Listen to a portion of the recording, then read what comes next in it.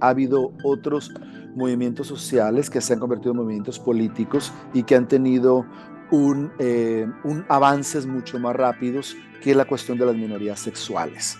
Para mí, la misoginia es la madre de la eh, homofobia y transfobia. En la Ciudad de México, con el matrimonio igualitario, se logró antes que los Estados Unidos, ¿sí? Y que Alemania.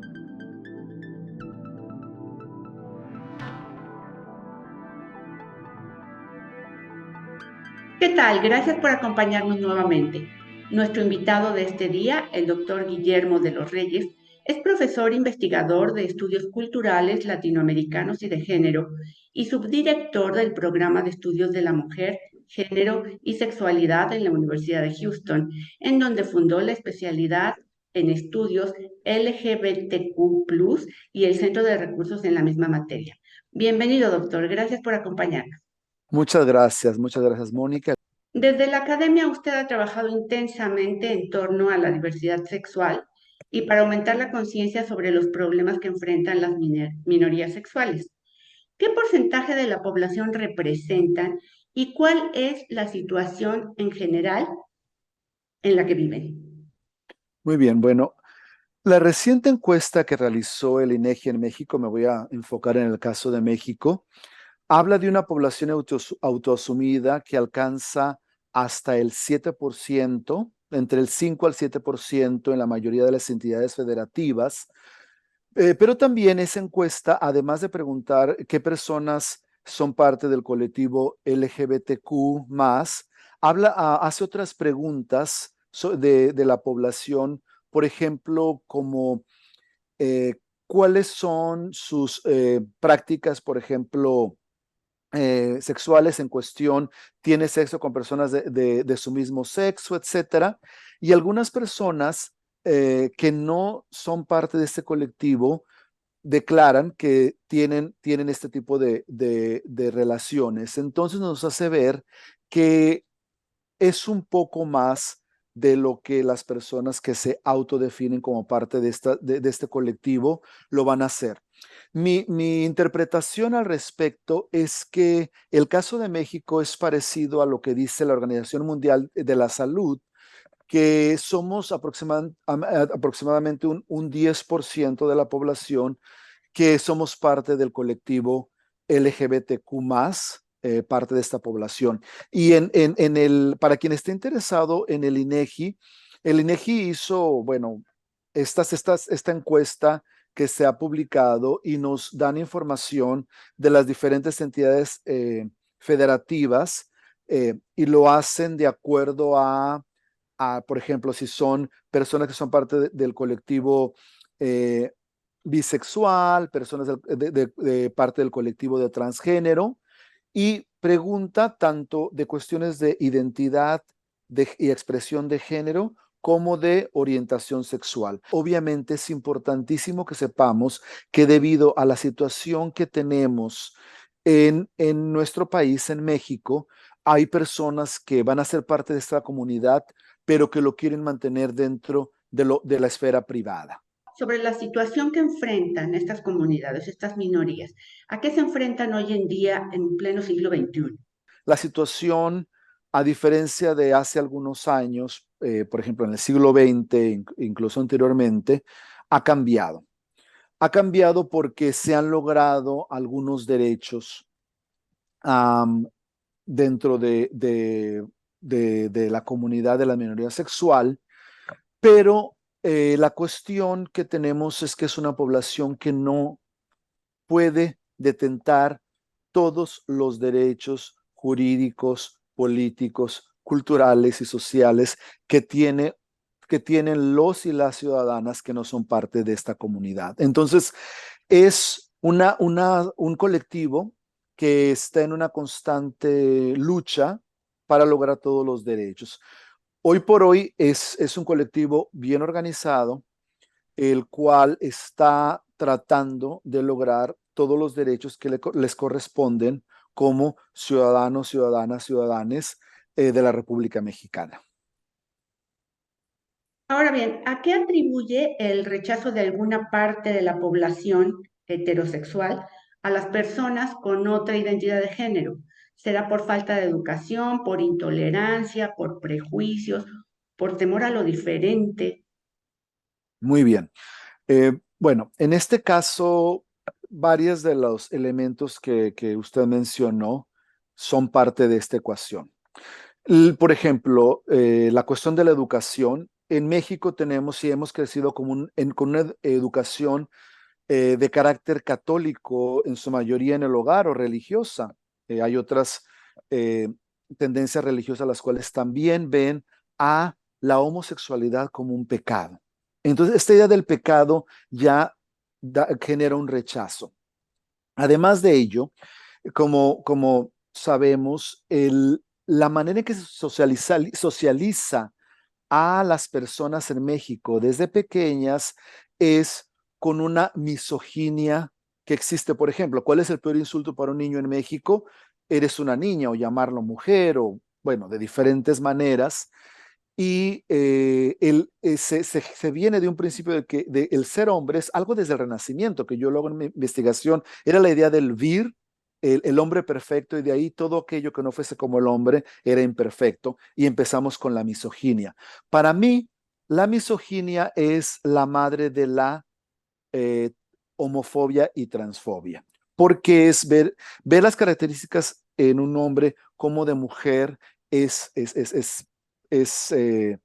algo que no está tolerado. Entonces, eso crea una intolerancia por prejuicios de falta de conocimiento y temor hacia las personas y las prácticas diferentes que se dan dentro del ambiente educativo que tenemos en la mayoría de los hogares mexicanos. Sin embargo, y afortunadamente, en los últimos años y con las nuevas generaciones, especialmente en el del año 2000 hacia ahora, hemos visto grandes cambios y mayor conocimiento que han combatido la ignorancia, que ha llevado a un rechazo por muchos años dentro de no solamente de las prácticas que tenemos hacia estas personas y las actitudes, sino también el discurso que existe en el vocabulario que tenemos. Hay quienes opinan, he escuchado a Ujú. menudo esta consideración, que las luchas de las mujeres, por ejemplo, de los indígenas o de los afrodescendientes, se han convertido en algún momento en una bandera política y esto ha permitido que se avance en la reivindicación de los derechos de estos grupos, lo cual al parecer no ocurre hasta ahora, por lo menos de manera muy clara, con las minorías sexuales. ¿Coincide con esta apreciación?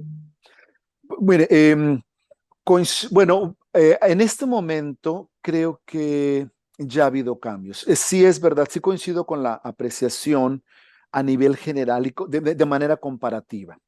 Es decir, ha habido otros movimientos sociales que se han convertido en movimientos políticos y que han tenido un avances mucho más rápidos que la cuestión de las minorías sexuales.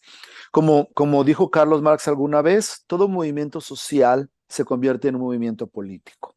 El movimiento de las minorías sexuales del el colectivo LGBTQ+, no es la excepción y ha logrado tener una presencia política, sin embargo, diferente a otros movimientos políticos. ¿Por qué? Creo que parte de ello es que muchos partidos políticos en nuestro país y bueno, y en otras partes del mundo han visto que es importante eh, luchar y contribuir a la lucha de los derechos de las minorías sexuales. Algunas veces lo hacen de una manera por interés político, otras veces es un interés sincero, no me interesa cuestionar aquí los intereses. Lo que sí me interesa apuntar es que la lucha no debe de ser de los partidos políticos, debe de ser una lucha política con un movimiento organizado, el cual vaya a apelar a las diferentes instituciones gubernamentales, llamemos ejecutivo, legislativo y judicial en el caso de México, para lograr los derechos. ¿Y por qué no se han logrado un avance tan fuerte como en otros lados?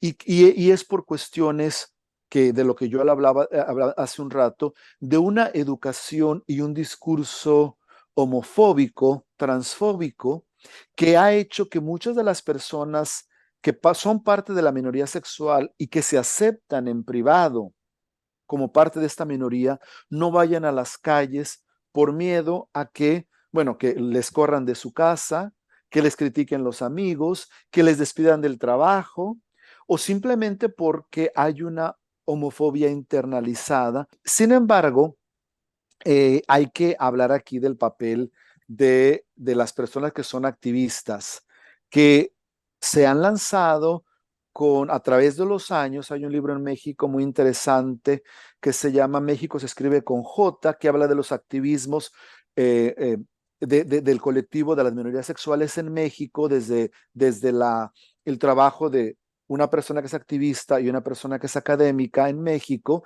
y nos habla de que, claro, estas personas tienen que ser visibles, tienen que luchar por la visibilidad y muchas veces esa visibilidad incomoda a alguna de las personas que no están familiarizadas con las minorías sexuales y que no reconocen que deben de tener todos los derechos como lo dice nuestra Constitución. Doctor, ¿qué opinión le merecen las expresiones de algunos integrantes de estas minorías o incluso de algunos grupos de estas minorías que, por ejemplo, en los desfiles del orgullo gay, cito un ejemplo, exacerban aquellos rasgos que los identifica, que les da su propia identificación de género y que es respetable, pero que provocan tal vez mayor irritabilidad en las personas que no concuerdan con este tipo de expresiones? Muy bien. Bueno, es importante que enfatizar aquí y apuntar que la sociedad cambia, que muchas de las razones por qué las personas, las activistas, los activistas, les activistas que son parte de este colectivo, exacerban muchas de las expresiones de identidad de género y su orientación sexual y sus prácticas sexuales porque han estado reprimidas por mucho tiempo, en el cual es importante tener esta visibilidad. Es importante que la población vea que eso que se dice que no deben de hacer, ¿quiénes son para decirles? En los 60, en los 50, la minifalda para la mujer era algo eh, escandaloso. Que en un principio, en los años 20, teníamos una sociedad, por ejemplo, que tenía prácticas diferentes. La sociedad cambia. Tenemos que ver que esta manera de vivir la vida, los estilos de vida, deben de ser respetados, pero más que esto, una orientación y una identidad de género deben de ser respetadas como tal, porque vamos a ver dentro de la heterosexualidad, dentro del ser hombre en México, hay diferentes expresiones de la masculinidad. Dentro del ser mujer, de la feminidad, hay diferentes expresiones de la feminidad. No todas las mujeres cis, por ejemplo, van a querer usar maquillaje, que es alguna imposición de la sociedad. El color rosa y el color azul son imposiciones de la sociedad. Los niños no nacen con eso, es algo que se impone. Entonces, a mí me parece bastante entendible y bastante respetable que las personas exacerben ciertos elementos porque es una manera de educar. Obviamente, todo dentro de la línea del respeto y de la ética que se merece este tipo de manifestaciones. Sabemos que en algunos países europeos, Ujú, en algunas naciones nórdicas, por ejemplo, hay dirigentes, primeros ministros, jefes de gabinete, que tienen una identidad de género que no es acorde a su sexo biológico, que eso también habría que entenderlo. El ujú, sexo es una condición biológica que no determina forzosamente la identidad de género. exactamente. Entonces, vemos en estos países esos ejemplos, pero en México, en América Latina, estamos muy lejos aún de alcanzar un paradigma de igualdad jurídica y social para las minorías sexuales. Sí, gracias, bueno, por las preguntas, especialmente por esta.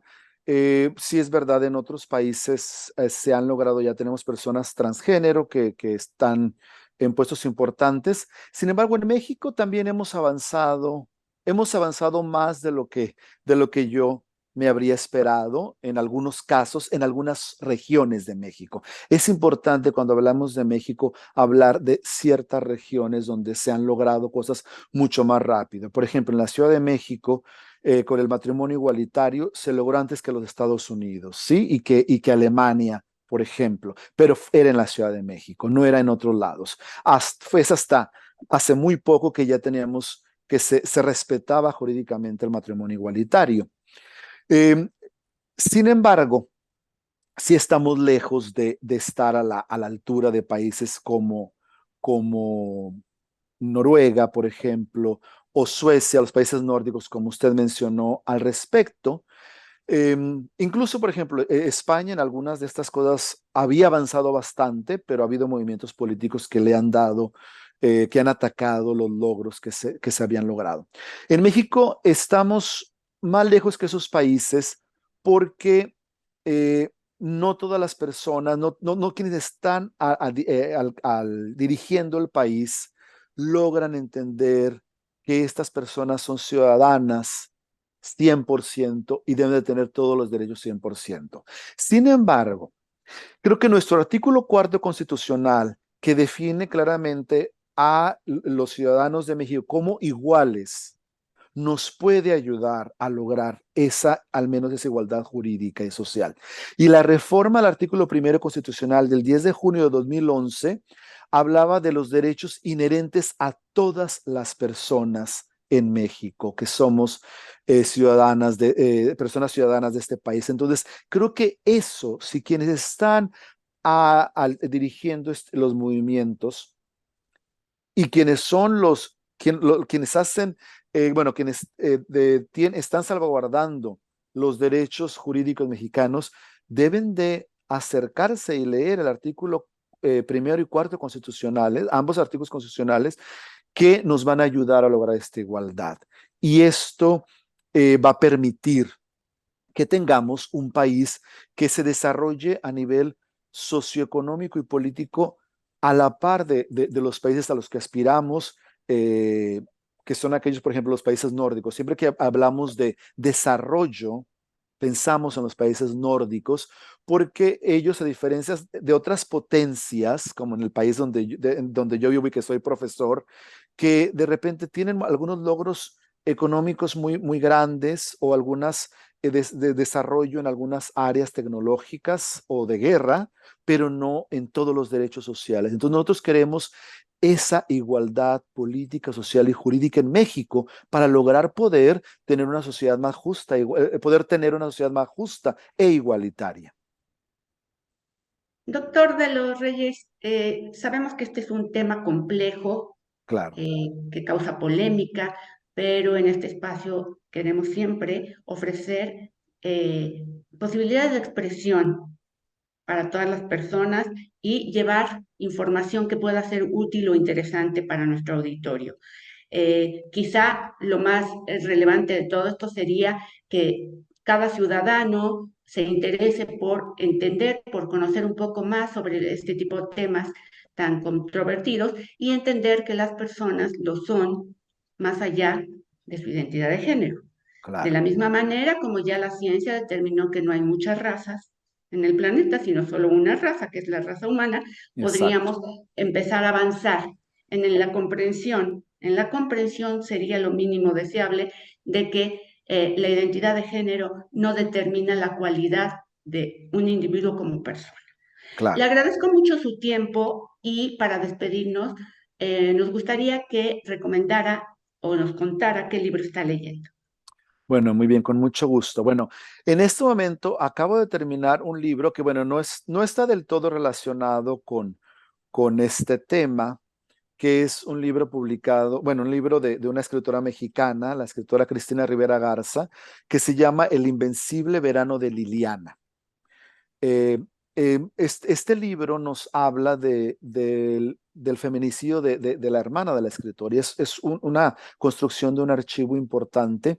Y bueno, es de gran impacto, me ha causado gran impacto porque nos habla de que es importante lograr la justicia y las instituciones que hagan justicia en nuestro país. Muchas gracias nuevamente, doctor Guillermo de los Reyes, por esta charla. Un placer, Mónica, y gracias a la vicerrectoría en la que usted es parte de docencia de la UAP por la invitación y bueno, en general a la Benemérita Universidad Autónoma de Puebla y a Puebla en una ciudad donde pasé 6 años de mi vida y que recuerdo con mucho cariño. Muchas gracias. Hasta luego. A todos ustedes nos veremos pronto. Déjanos tus comentarios y si te gustó, dale like.